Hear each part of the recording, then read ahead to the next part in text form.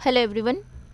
आज हम इस वीडियो में एसएसटी के क्वेश्चन देखेंगे और लास्ट वीडियो में हमने एसएसटी के क्वेश्चन किए थे जो 31 से लेकर के 60 तक हमने कर लिया था। इस वीडियो में हम 61 से लेकर के 90 तक करेंगे। तो चलिए शुरू करते हैं। शुरू करने से पहले आपको ये बता दें, ये जो आपका लास्ट वीडियो तो हमने बताया था कि ये 14 दिसंबर का पेपर है, ये 2024 का, ठीक है। और ये आपका पेपर 2 है। आई होप कि आपको पता होगा कि जो एसएसटी के पेपर है वो पेपर 2 में आते हैं, पेपर फर्स्ट में तो ईवीएस आते हैं। तो चलिए शुरू करते हैं।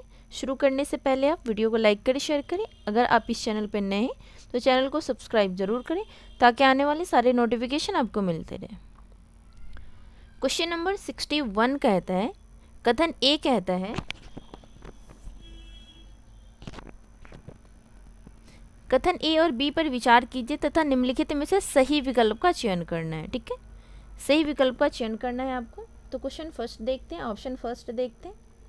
ये कहता है, कथन ए कहता है योगात्मक आकलन मतलब समेटिव असेसमेंट। जो समेटिव असेसमेंट होता है वो साल के अंत में होता है। आप इस बात का जरूर ध्यान रखेंगे।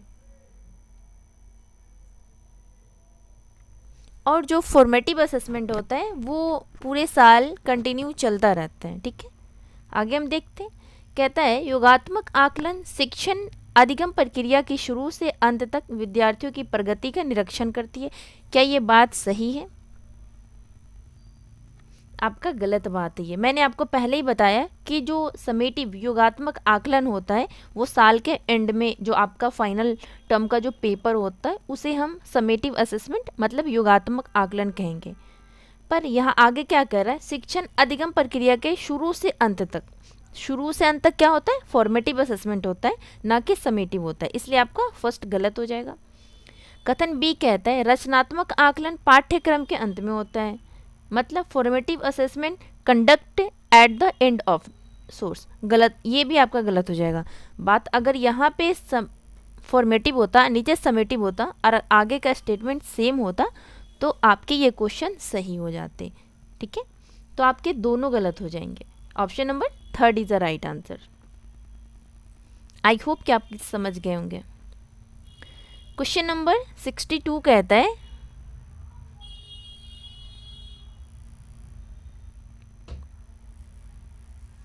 निम्नलिखित में से कौन से प्रश्न आलोचनात्मक चिंतन को बढ़ावा देते हैं मतलब क्रिटिकल थिंकिंग को बढ़ावा देता है।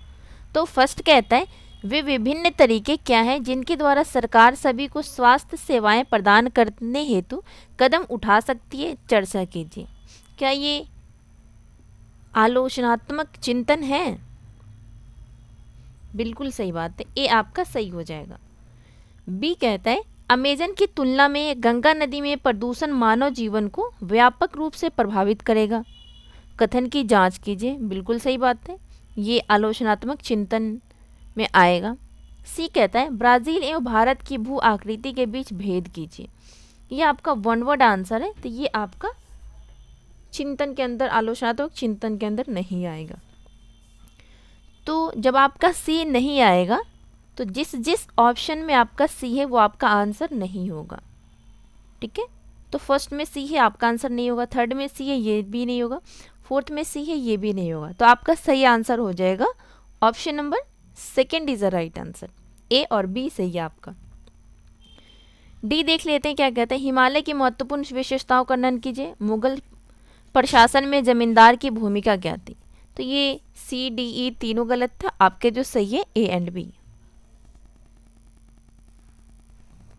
क्वेश्चन नंबर 63 कहता है खेतिहर मजदूरों को दी जाने वाली कम मजदूरी के कारण का चुनाव करें। वे बाजार में मिल रही मजदूरी से संतुष्ट हैं, वे कुशल नहीं होते, वे एक नियमित काम के लिए भूमि मालिकों पर निर्भर होते हैं, उनमें से अधिकांश लोगों के पास अपनी ज़मीन नहीं होती।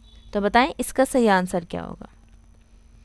तो इसका जो सही आंसर हो जाएगा option number third is the right answer. वे एक नियमित काम के लिए भूमि मालिकों पर निर्भर होते हैं।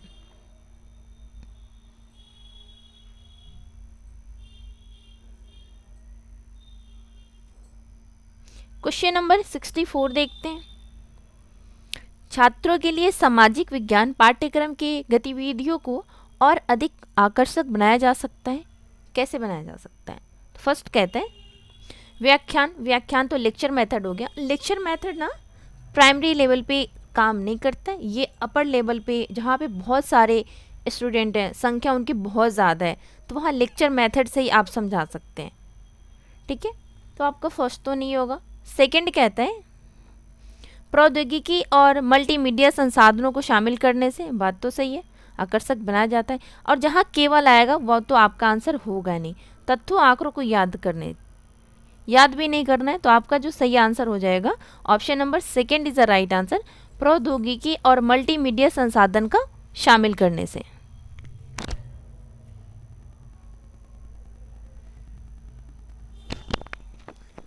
क्वेश्चन नंबर 65 देखते हैं। निम्न का मिलान करें और सही विकल्प का चुनाव करें। विवरण चार्ट, संबंध चार्ट, फ्लो चार्ट, सारणीकरण चार्ट। तो आपको मिलान करना है और इसका आंसर बताना है। तो फर्स्ट कहता है जो आपका विवरण चार्ट का हो जाएगा, एक प्रक्रिया का चरण नहीं, तालिका का रूप डेटा नहीं, ऐतिहासिक विकास। बिल्कुल, विवरण चार्ट का मतलब होगा ऐतिहासिक विकास। बी का हो जाएगा संबंध चार्ट, मतलब कार्य कारण संबंधों को दर्शाता है, मतलब ए का थर्ड है और बी का फोर। किस ऑप्शन में? एक ही ऐसा ऑप्शन है जिसमें ए का थर्ड है एंड बी का फोर है, तो आपका सही आंसर हो जाएगा ए का थर्ड बी का फोर।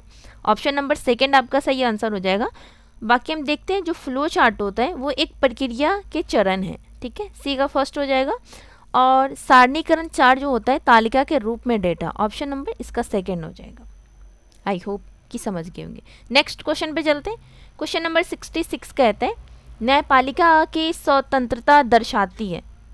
अगर आवश्यकता हो तो न्यायपालिका विधायिका के दबाव में काम कर सकती है। विधायिका और कार्यपालिका न्यायपालिका के काम में हस्तक्षेप नहीं कर सकती। न्यायपालिका विधायिका को उपयुक्त कानून का ढांचा तैयार करने का निर्देश दे सकती है। न्यायपालिका कार्यपालिका के सही रूप से कानूनों को क्रियान्वित करने का निर्देश दे सकती है। तो आप बताएं इसका सही आंसर क्या होगा? तो इसका जो सही आंसर होगा ऑप्शन नंबर सेकंड, जो विधायिका और कार्यपालिका है न्यायपालिका के कामों में हस्तक्षेप नहीं कर सकती है। ठीक है, जो संसद है वो मतलब विधायिका और कार्यपालिका, वो जो सुप्रीम कोर्ट है, जो न्यायपालिका है, जो जुडिशरी है, उसके अंदर कोई तरह का मतलब कि हस्तक्षेप नहीं कर सकती है। क्वेश्चन नंबर 67 कहता है सामाजिक विज्ञान विषय की प्रकृति के संबंध में निम्न में से कौन सा कथन सही है? सामाजिक विज्ञान एक गत्यात्मक विषय है जो वाद विवाद और परिचर्चा को उत्पन्न करता है। क्या ये बात सही है? सही बात है। बी कहता है सामाजिक विज्ञान में केवल व्यक्तिगत मानवीय संबंधों पर विचार किया जाता है, न कि व्यक्तिगत कार्यों के लेख जोख पर विचार किया जाता है। सी कहता है ये आपका गलत हो जाएगा। सी कहता है अब ये देखिए जिस ऑप्शन में बी होगा वो आपका आंसर नहीं होगा। आपका फर्स्ट में बी है ये नहीं होगा, फोर्थ में बी है ये नहीं होगा। आंसर या तो सेकंड हो सकता है या थर्ड हो सकता है, लेकिन आपका ए सही है। जब इसमें ए नहीं है तो आपका थर्ड भी आंसर नहीं होगा। आपका सही आंसर होगा ऑप्शन नंबर सेकंड। सी कहता है सामाजिक विज्ञान मुख्य रूप से अंतर विषय है जिसका केंद्र बिंदु खोज और प्रयोग है। बिल्कुल सही बात है। सामाजिक विज्ञान का क्षेत्र बहुत ही संकुचित, इसलिए यह केवल नहीं, ये आपका गलत हो जाएगा। तो आपका सही आंसर होगा A and C. Question number 68 देखते हैं। टीचर द्वारा सामाजिक विज्ञान मतलब सोशल साइंस के प्रश्न पत्र में 60% भार खुली राय वाले प्रश्नों को दिया जाता है। इस नीति के माध्यम से टीचर बच्चों के किस कौशल को जांचना चाहता है? केवल लेखन कौशल, अंतर्व्यक्तिक कौशल, तार्किक चिंतन एवं सृजनात्मक कौशल, अनुप्रयोगात्मक एवं प्रस्तुति कौशल।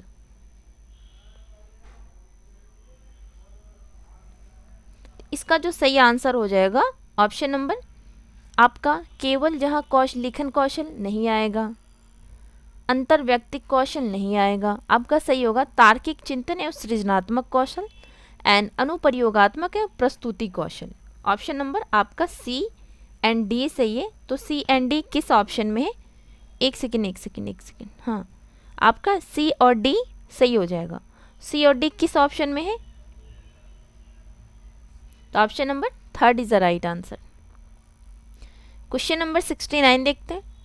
निम्नलिखित में से किस पक्ष पर शिक्षा का अधिकार अधिनियम 2009 में मूल्यांकन कार्यविधियों के भाग के रूप में विचार किया गया? फर्स्ट कहता है भारतीय संविधान में प्रतिष्ठापित मूल्यों का अनुमोदन करना। क्या ये बात सही है? सही बात है। परीक्षा में मुख्यतः योगात्मक आकलन को सम्मिलित किया जाना, ये गलत बात है। विद्यार्थियों की शारीरिक क्षमताओं को पूर्ण सीमा तक विकास करना। क्या ये बात सही है? सही बात है। परीक्षाएं स्कूल परिसर में नहीं होती है, ये आपका नहीं होगा। तो जिस ऑप्शन में डी है वो आपका तो आंसर नहीं, ये आपका आंसर नहीं होगा। और बी भी आपका नहीं होगा। इसमें भी है, इसमें भी है। तो आपका सही आंसर होगा ऑप्शन नंबर फर्स्ट। यहाँ जो कह रहे हैं ना ऑप्शन सेकंड में कि परीक्षा मुख्यतः योगात्मक आकलन को सम्मिलित किया जाना चाहिए, नहीं, इसको कहा गया है ना कि योगात्मक नहीं, मतलब समेटिव नहीं, बल्कि फॉर्मेटिव असेसमेंट को सम्मिलित किया जाना चाहिए। तो आपका सही होगा option first A and C. Next question पे चलते हैं। क्वेश्चन नंबर 70 कहता है कथन ए और बी को पढ़िए तथा उपयुक्त विकल्प का चयन कीजिए। कथन ए कहता है लोकतांत्रिक समाज के सिद्धांत की समकालीन चुनौतियां हैं, जैसे कि व्यक्तिगत अधिकार और सामाजिक उत्तरदायित्व के बीच विवाद। क्या ये बात सही है? सेकंड कहता है सामाजिक विज्ञान कक्षा के भीतर लोकतंत्र की समस्याओं के अध्ययन में विद्यार्थियों को संलग्न रखने के लिए विवाद समाधान उपागम का प्रयोग किया जा सकता है। तो आप बताएं इसका सही आंसर क्या होगा? तो इसका सही आंसर हो जाएगा आपका कथन ए भी सही है और बी भी सही है। क्वेश्चन नंबर 71 देखते हैं। भारतीय संविधान निर्धारित करता है, क्या निर्धारित करता है? तो फर्स्ट कहता है सामाजिक आंदोलन उन लोगों जो सरकार को चुनौती देना चाहते हैं की भागीदारी के लिए नियम, राष्ट्रीय पाठ्यचर्या रूपरेखा, बुनियादी कानून या नियम जिनका पालन सभी को करना होता है, धार्मिक संस्थानों की संरचना। तो इसका जो सही आंसर होगा बताएं क्या होगा? तो इसका सही आंसर हो जाएगा option number third is the right answer, बुनियादी कानून या नियम जिनका पालन सभी को करना होता है। क्वेश्चन नंबर 72 देखते हैं। भारत में पंचायती राज्य संस्थानों की स्थापना करने का उद्देश्य डैश को उपार्जित करना था। मतलब भारत में जो पंचायती राज्य संस्थानों की जो एस्टैब्लिश करना था, उनका उद्देश्य क्या था, उपार्जित करना क्या था? तो फर्स्ट कहता है सहभागिता द्वारा शासन, बात सही है। संस्कृति एक रूपता एक समानता, ये आपका नहीं होगा। जिसमें आपका बी है आपका आंसर नहीं होगा। सी कहता है लोकतांत्रिक विकेंद्रीकरण, बिल्कुल सही बात है। धार्मिक विविधता, ये नहीं कहा गया। तो इसका जो सही आंसर हो जाएगा आपका ऑप्शन फर्स्ट ए एंड सी, सहभागिता द्वारा शासन एंड लोकतांत्रिक विकेंद्रीकरण। क्वेश्चन नंबर 73 कहता है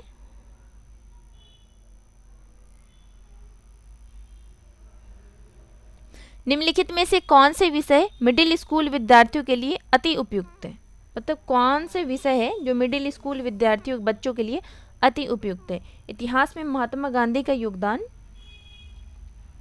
भारत का आर्थिक विकास, वर्तमान परिदृश्य में महिलाओं की स्थिति, जनसंख्या वृद्धि के कारण। इसका सही आंसर हो जाएगा इतिहास में महात्मा गांधी के योगदान एंड वर्तमान परिदृश्य में महिलाओं की स्थिति। तो आपका बी एंड डी नहीं होगा। ए एंड सी किस ऑप्शन में है? तो option number second. Question number 74 देखते हैं। एक सामाजिक विज्ञान शिक्षक विद्यार्थियों में किस प्रकार सामाजिक मूल्यों को विकसित कर सकते हैं? अनुशासन के भाव का विकास करके। हमें अनुशासन में नहीं रखना है बच्चों को, इसलिए आपका फर्स्ट। एक सेकेंड फिर से हम देखते हैं। फर्स्ट कहता है अनुशासन के भाव का विकास करके स्कूल कक्षा में उपयुक्त,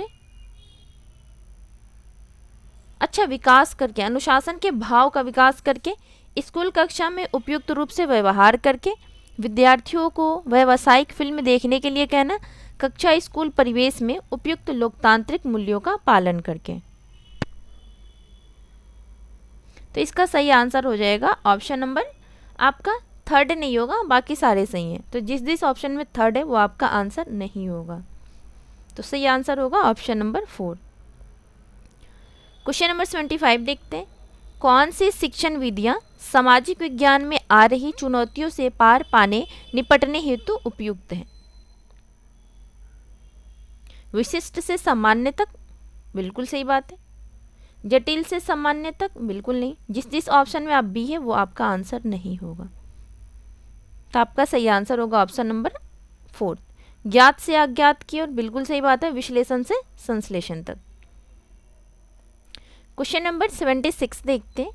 सामाजिक विज्ञान मतलब सोशल साइंस क्लासरूम में शिक्षण में द्वंद्वात्मक उपागम के प्रयोग से क्या तात्पर्य है?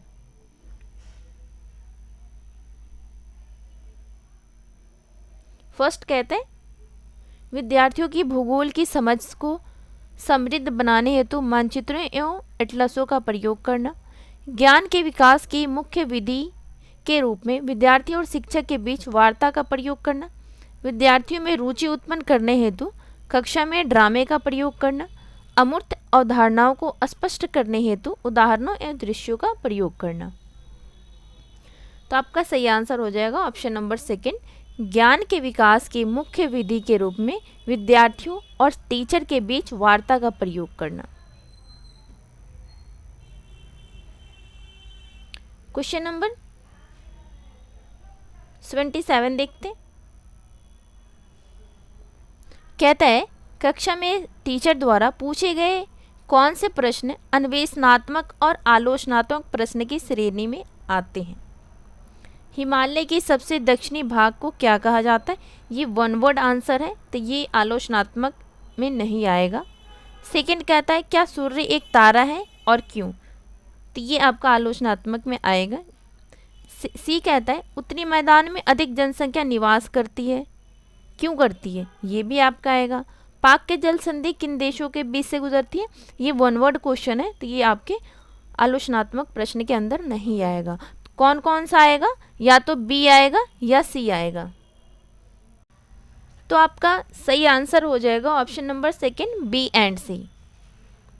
आलोचनात्मक प्रश्न वो प्रश्न होते हैं जिसके अंदर वन वर्ड आंसर नहीं होते हैं।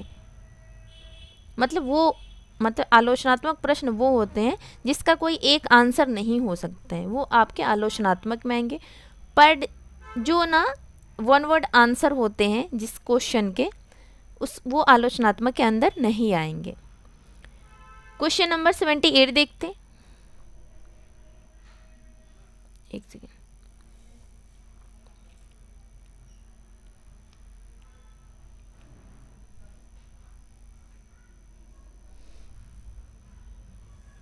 ये कहता है छोटी कार्यशालाएं और कारखाने अनियमित श्रमिकों को रोजगार देने में तरजीह देते हैं, क्यों? ऐसा क्यों करते हैं वो? तो राज्य ने पहले ही श्रमिकों के लाभ का ख्याल रखा हुआ है। उन्हें बिना किसी पूर्व नोटिस के नौकरी से निकाला जा सकता है। उनमें से अधिकांश शिक्षित नहीं होते। उन्हें न्यूनतम संभावित वेतन दिया जाता है। पूछ क्या रहा है कि छोटी कार्यशालाएं और कारखाने अनियमित श्रमिकों को रोजगार देने में तरजीह देते हैं, ऐसा क्यों करते हैं वो? तो आपका जो सही आंसर होगा, उनमें से अधिकांश शिक्षित नहीं होते हैं इसलिए उनको रखते हैं, और उन्हें न्यूनतम संभावित वेतन दिया जा सके इसलिए रखते हैं। तो आपका सही आंसर होगा सी एंड डी। तो सी एंड डी किस ऑप्शन में है? तो ऑप्शन नंबर 3। क्वेश्चन नंबर 29 देखते हैं। नेल्सन मंडेला ने कैद के 28 वर्ष हजारों अश्वेत लोगों के साथ बिताए, क्यों बताए? राजा और राजशाही के खिलाफ आवाज़ उठाने के लिए, रंग भेद का विरोध करने और अलगाव की नीतियों के खिलाफ संघर्ष करने के लिए। बिल्कुल सही बात है, फर्स्ट आपका गलत हो जाएगा। अपराध के लिए सजा पाने के लिए बिल्कुल नहीं। सरकारी सत्ताधारी पदों की प्राप्ति के लिए ये भी नहीं होगा। तो आपका जो सही आंसर होगा, आपने अपने स्कूल टाइम में ना किसी इसमें पढ़ा होगा ये वाले चैप्टर कि जो नेल्सन मंडेला थे वो एक के अफ्रीकी नागरिक थे और उन्होंने रंग भेद का विरोध करने के, अलगाव की नीतियों के खिलाफ संघर्ष करने के लिए उन्होंने 28 वर्ष मतलब 28 साल उन्होंने जेल में बिताया। क्वेश्चन नंबर 80 देखते हैं। ग्राम सभा के बारे में कौन सा कथन गलत है? मतलब क्या पूछ रहा है? गलत है। तो जो गलत है वही सही है क्योंकि पूछा ही गलत है। इस बात का ध्यान रखेंगे। आप जब भी पेपर सॉल्व करेंगे तो जहाँ नहीं आपका लिखा हो कि अगर पूछे ग्राम सभा के बारे में निम्न में से कौन सा कथन सही नहीं है या गलत है, तो आप उसको अंडरलाइन कर लेंगे ताकि आपको याद रहे आंसर करते टाइम। तो फर्स्ट कहता है ग्राम सभा के सचिव का कार्य ग्राम सभा की बैठक और उसमें हुई चर्चा के निर्णयों का रिकॉर्ड रखना होता है। नहीं। ग्राम पंचायत के कार्य के ग्राम सभा से स्वीकृति लेनी पड़ती है। नहीं। ग्राम सभा का सचिव एक निर्वाचित व्यक्ति होता है। बिल्कुल सही बात है, जो ग्राम सभा का सचिव होता है वो एक निर्वाचित व्यक्ति होता है। फोर्थ कहता है ग्राम सभा के सचिव का काम ग्राम सभा और ग्राम पंचायत की बैठक बुलाने का है। ये नहीं होगा। तो आपका सही आंसर हो जाएगा ऑप्शन नंबर 3। क्वेश्चन नंबर 80 देखते हैं। 19वीं शताब्दी के दौरान आधुनिक आदिवासी इतिहास में कौन सा धर्म एक बहुत ही महत्वपूर्ण धर्म के रूप में उभरा? मतलब 19वीं शताब्दी के दौरान आधुनिक आदिवासी इतिहास में कौन सा धर्म एक बहुत ही महत्वपूर्ण धर्म के रूप में उभरा है? तो वो इस्लाम है, बौद्ध है, ईसाई है या हिंदुत्व है। तो आपका सही आंसर हो जाएगा option number 3 is the right answer, ईसाई धर्म। क्वेश्चन नंबर 82 कहता है निम्न कथन ए तथा बी को पढ़िए, उसके बाद इसका आंसर करना है। तो फर्स्ट कहता है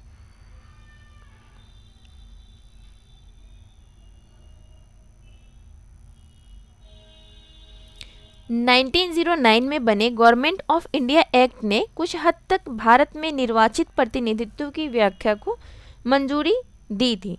क्या ये बात सही है? सही बात है। बी कहता है 1909 में गवर्नमेंट ऑफ इंडिया एक्ट द्वारा सभी वयस्कों को वोट डालने का अधिकार दिया गया था। क्या ये बात सही है? बिल्कुल गलत बात है। तो आपका ए सही है पर बी गलत है। तो किस ऑप्शन में ए सही है बी गलत है? एक ही ऐसा ऑप्शन है जिसमें दे रखा है केवल ए सही है। तो option number 2 is a right answer. Question number 83 देखते हैं। सामाजिक विज्ञान में समालोचनात्मक सोच महत्वपूर्ण है। क्यों महत्वपूर्ण है? तो फर्स्ट कहता है यह छात्रों को परीक्षा पास करने में मदद करती है। गलत बात है ये। यह छात्रों को सही उत्तर का अनुमान लगाने की अनुमति देती है। यह छात्रों को अधिक आसानी से जानकारी याद रखने की मदद करती है। नहीं। यह छात्रों को उच्च स्तरीय सोच के लिए तैयार करती है। बिल्कुल सही बात कह रही है। ई कहता है यह समस्या समाधान करने की क्षमता को प्रोत्साहित करती है। तो आपका जो सही आंसर होगा डी सही है और ई सही है। Option number 1 is the right answer, D and E. Question number 84 देखते हैं।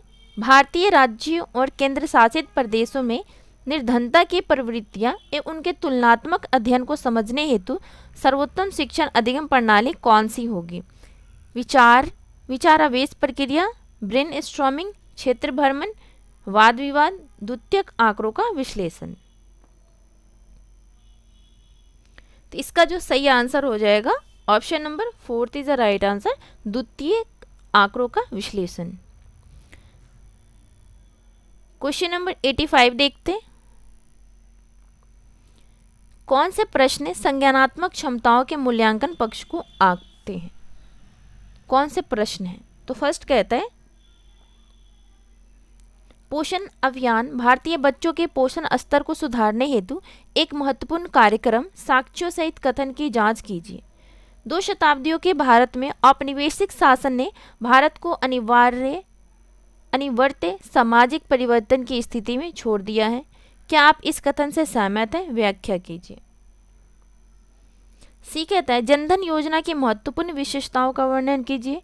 डी कहता है 1991 के उत्तरार्ध में भारत में गरीबी और बेरोजगारी में गिरावट आई, कथन का औचित्य सिद्धि कीजिए। पूछ क्या रहा आपसे? संज्ञानात्मक क्षमताओं के मूल्यांकन पक्ष को आंकते हैं। तो आपका सही आंसर होगा फर्स्ट एंड सेकंड। तो फर्स्ट एंड सेकंड किस ऑप्शन में है? तो ऑप्शन नंबर बी में है, ऑप्शन नंबर सेकंड में है। क्वेश्चन नंबर 86 देखते हैं। टीचर अपने क्लासरूम के बच्चों को 4 ग्रुप में विभाजित करके जल के स्रोतों के नाम लिखने को देती है और उसके बाद प्रत्येक समूह से जल के स्रोतों पर चर्चा करती है।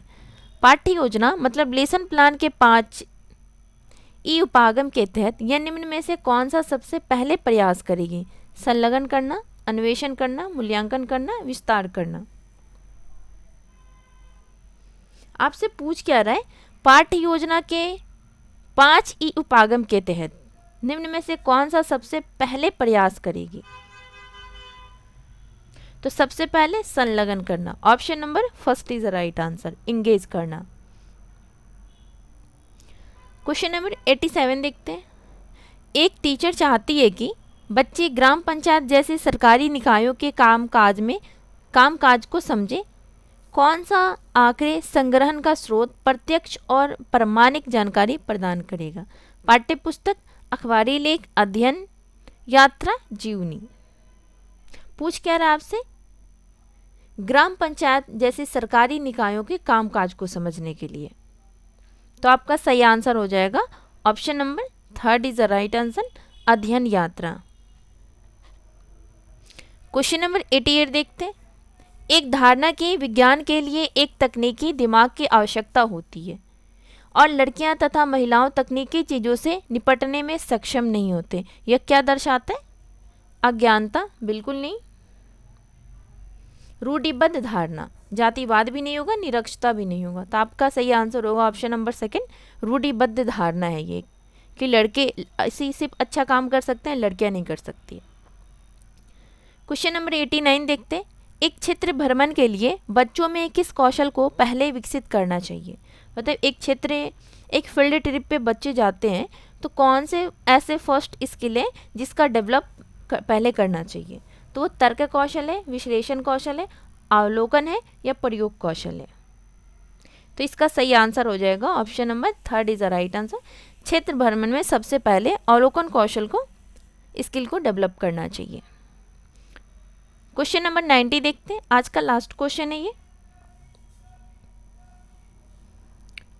रोहित ने पाया कि उसकी कक्षा में कुछ बच्चे मानचित्र पर अक्षांश व देशांतर रेखाओं की स्थिति को स्पष्ट नहीं कर पाते हैं। बच्चों को इसमें सक्षम बनाने में मदद करने के लिए रोहित को क्या करना चाहिए? क्या कहता है? रोहित ने पाया कि उसके क्लासरूम में कुछ बच्चे हैं जो मानचित्र पर अक्षांश व देशांतर रेखाओं की स्थिति को मतलब पहचान नहीं पाते, लॉन्गिट्यूड और लैटिट्यूड को वो पहचान नहीं पाते। बच्चों के इस सक्षम बनाने में मदद करने के लिए रोहित को क्या करना चाहिए?